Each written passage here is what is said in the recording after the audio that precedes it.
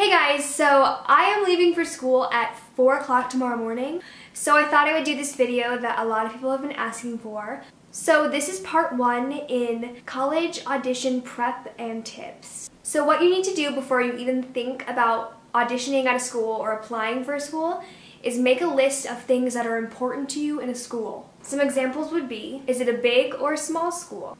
What are the class sizes like? Are the classes taught by faculty or by grad students? Do you care if it's close to home or far away? Is it a conservatory or not? Do they do a senior showcase at the end of your senior year? Do they have a cut system? Which basically means like when you're like a sophomore or sometimes like a junior, like they can cut you out of the program. Would you be getting a BM, BA, or BFA? Are you allowed to perform your first year there? Are you allowed to explore other academic interests? Those are just a few things that could be important to you, and if they are, you should definitely make sure the school that you're looking into has some of those things if they really are important to you. Next up would be make a list of all the schools you want to apply for and audition at, and make a spreadsheet of application deadlines and audition dates just so you're so organized. Another important thing is make sure you start all of your essays before your fall show, if you have a fall show, because I waited until literally the week before show week to start my essays, and they were like all due, and I was like, oh my god, what am I supposed to do? And it's not fun. So honestly, just get to work. It's worth it in the end, okay? Essays are so time consuming and can feel like, oh, why do I have to do this? But seriously, put a lot of work into it and really try, because I'm gonna be honest, my essays are probably what got me into a lot of schools that I maybe otherwise would not have gotten into. And in your essays, don't try to be anyone you're not, just be the real you. Another thing is, just because a school might be out of your budget, don't veto it. Like, still go audition, because a lot of the time, if a school really wants you, they will do everything they can to make sure you can go there. Don't cross something off your list just because you think you can't afford it. Once you've applied to all the schools and your academic acceptances start coming in, make sure you have an email folder where they all go. I literally can't speak. I cannot speak. Make sure you have an email folder where they all go so that you... Oh my god, I don't know why I can't talk right now. Make sure you have an email folder where they all go so that they don't get lost, because I cannot tell you how many times my mom would be like, can you pull up that email? And I was like, I have no idea where that email is. Okay, so at my college auditions, I got praised by so many moms about my organization system in my binder. So I had a binder, and for each school I had a tab, and then I would have every single email from them that I needed printed off and put in my binder. And then I'd have all my music for each school in there, and then have all my monologues printed off in there. And so everything was just, I had everything I needed in that school's tab. And all these moms were like, that is the coolest thing I've ever seen. You're so organized. And I was like, thanks. I cannot tell you how important this is. No matter how talented you are, do not put all your eggs in one basket. You could be the most talented person in the entire world, and Carnegie Mellon still might not want you. You might not be a good fit for them. And that has nothing to do with your talent. That has to do with if you are a good fit for them, not if your talent is good enough for them. It's not just about your talent, it's if you're a good fit for these people, what your hair color is, how tall you are. Like, here's the real, I'm about to get real with you. I'm about to get so real, okay? They cannot have a musical theater class of 5'11" blonde sopranos. They just can't. That can't be a thing. If you did not get into a school you wanted to, don't be like, I can't believe I wasn't good enough to get into Millikan. Be like, okay, well, maybe they already had a 5'2" brown-haired mezzo-soprano. Like, it honestly, it does have to do with your talent, but it has to do with so much more than just your talent. So, that being said, audition for a lot of schools. Don't just audition for one or two. If you can honestly tell yourself, well, I'm just going to audition for these 2 musical theater schools, and if I don't get in, then I'll just go be an accountant. If you can honestly say that, just go be an accountant. Because if you honestly have something else you could do or will do if you don't get in, it's going to be so much easier for you if you just go do the other thing. Alright, next thing is, if you don't already have a vocal coach or an acting coach, look into getting one just for auditions. Start picking out your songs and your monologues, and it's very important that you look at what the schools want. You have to listen to their guidelines. And every school is different, which is honestly so annoying, but whatever.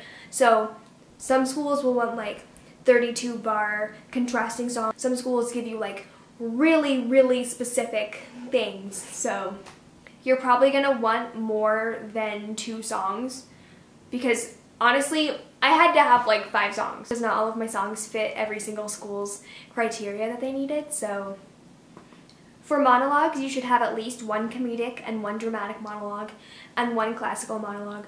The only school that asked me for a classical monologue was Carnegie Mellon. So lots of schools don't ask for them, but in case that one does, don't show up and be like, oh, I'm sorry, Carnegie Mellon, I don't have a classical monologue. Okay, phase 4 is figure out what schools have pre-screens and when they're due. So basically a pre-screen is you send in videos of all of your audition material to the school, and then they will email you back saying, let's schedule an audition time, or sorry, not this time. Most of the schools who do it are the schools who see a lot of people, so they want to narrow down the amount of people who they actually have to see in person. Most of the time they ask for 2 songs, 2 monologues, a dance piece, and sometimes they ask for a wild card video, which is really fun. I kind of have fun making those. And for me, I got past all of my pre-screens except for 1.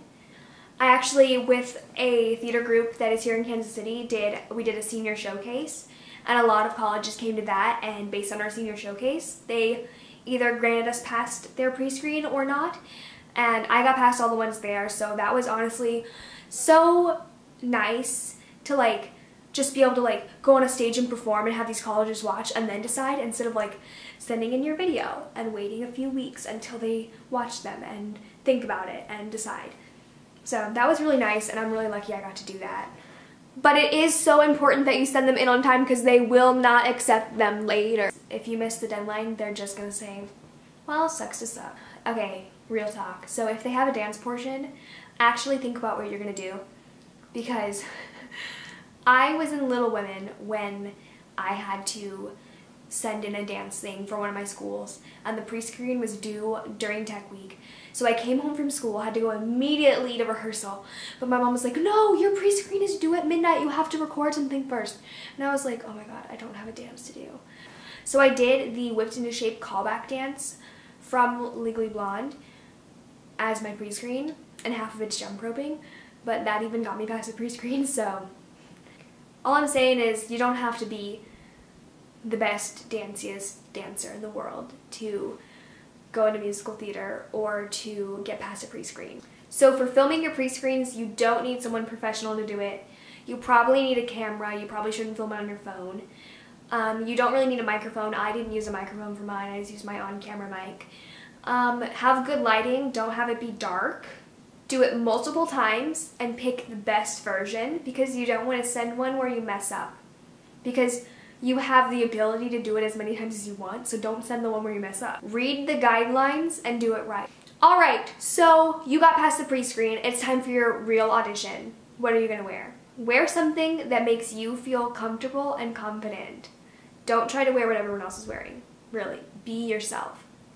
There are so many girls who wear a solid color dress and nude heels, and they all look exactly the same. So wear something that shows them who you are, and make sure you're comfortable and confident. And if you can't wear heels, don't wear heels.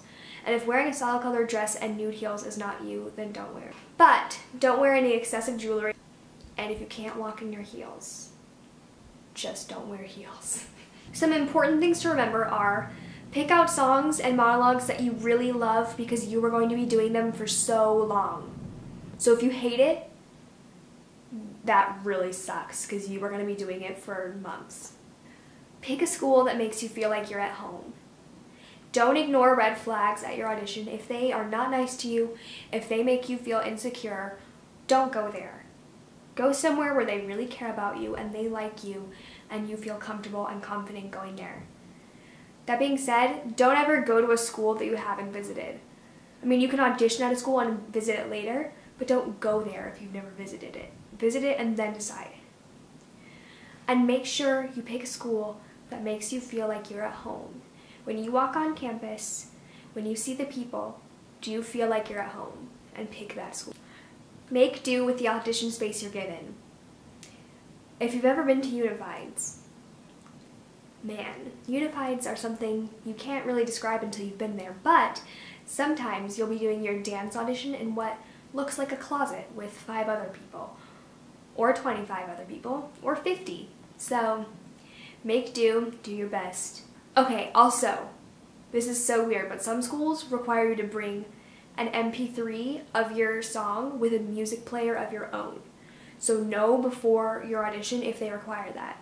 Otherwise, you need sheet music. Here are some headshot basics.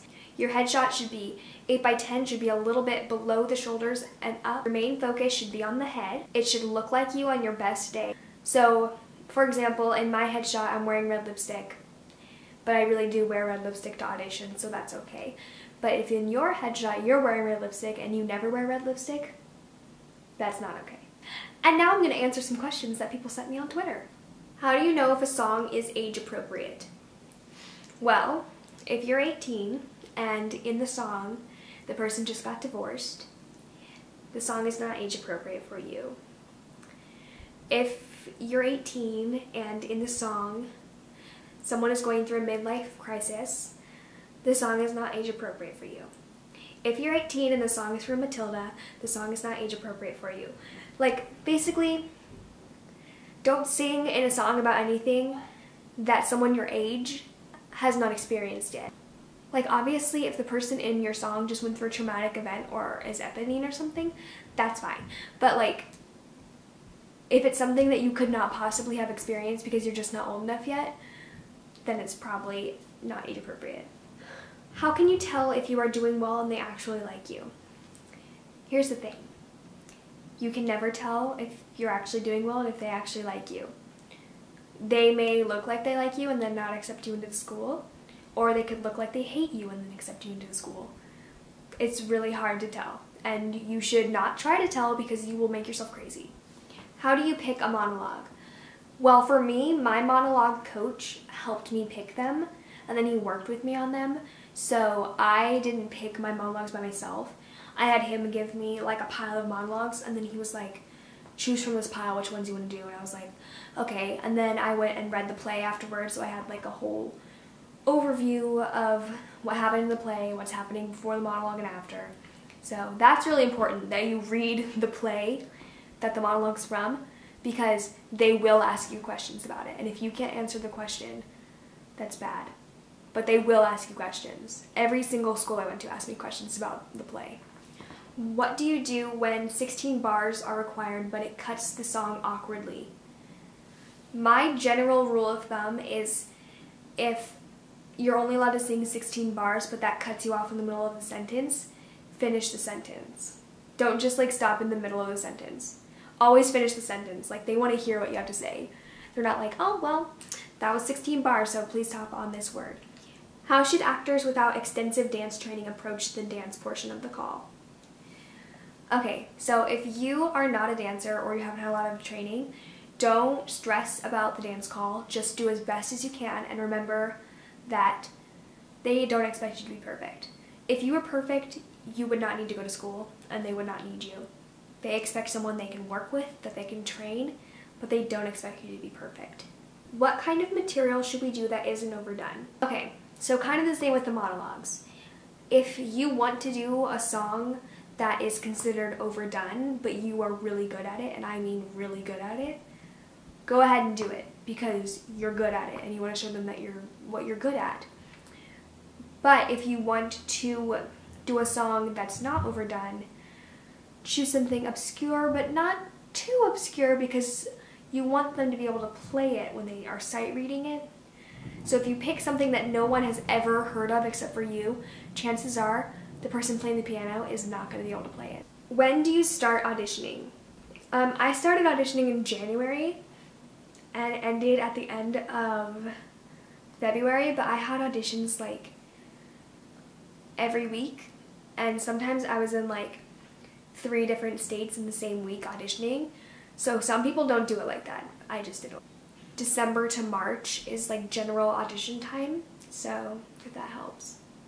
If you have any more questions, just leave a comment or tweet me and I will make another video or just reply to your comment. If you have any suggestions for another video I could make on this kind of topic, let me know. If there's anything I left out, feel free to leave a comment.